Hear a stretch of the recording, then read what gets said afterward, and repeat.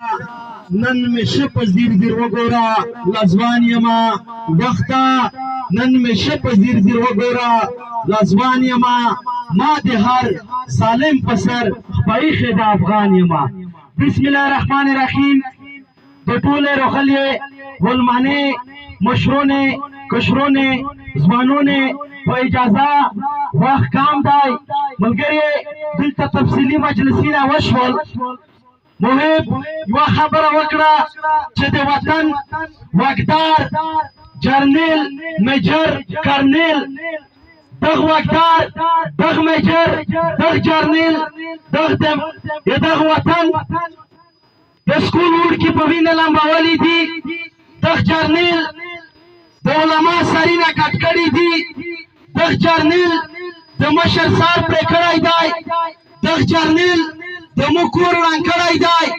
دغه جرنیل د مو سکول وران کړی دی. دغه جرنیل د مو بازور وران کړی دی. دغه نه زه د خپل سړي تمه خپل سړي امید په هیڅ صورت نه لرو. دا کله هدمیش جرنیل نه دی. دا کله هدمیش کرنیل نه دی. دا کله هدمیش فوج نه دی. ملګری نن تاسو آئینی قانوني حق غوړې خو په شرط زه درته وایم چې نن ورته وایا چې زه په پلانکي ځای کې بام شته زه موته خودکش چې کټ وکړه موته راکټ وکړه بیا ته د سړی یې ته یې خپل یې ته یې ملګری یې ته محب وطن یې. و په دا خوره موږ دلته ولیدل خلک سیاست کو په پنجاب کې د ترقۍ سیاست کو. موږ دلته په خپله وینه پریود کې موږ د خپل وطن پریود کې موږ د مشر د سار پریود کې موږ که سیاست کړی دی د دغه وطن د امن په خاطر هم کړی دی د ژوند په خاطر هم کړی دی.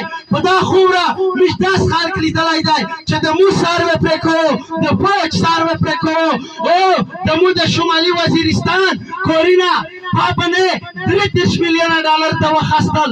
نن هغه سړي چې د فوجي په سر یې ګوله یسته هغه سړي چې میجر دی بامی شو نن د پانی په کانټ کې نوستی هغه د دغه وطن بچون چې د امن په خاطر د ژوند په خاطر یې کور خالی کړ نن د پکاخله په کم کې نوستی اماسید چې د امن په خاطر د ژوند په خاطر یې کور خالی کړ نن په کراچۍ ټانک کې د کرایې په کور کې پندیشي اخر چې فوج یې وړو د فوج ګلیډ اسولې نن د پروتوکول سره د ټیپکې سره پکټینا ورځي اته څوک سنویایي دا ملک دا کې چې څوک دهشتګردي کو امخ کې دی خو موږ دا ورته وایي چې په فصل دی اعلی چې سوپر د مش په وجود شرکت وي هر هغه پالیسي چې د مش د خوره د مش د کوم د مش د خلک په نقصان وي موږ تر هغه پورا مزاحمت کی چې سوپر د مش په وجود شرکت وي.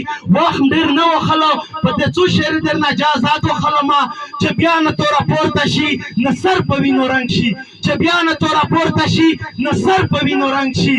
باداره دغه جنگ دی د وطن اخري جنگ شي چې زړونه سره یو کړي او لاسونه سره ورکړو د کاڼي بلانونه شي د بوټي بلاون شي. ډېره مننه.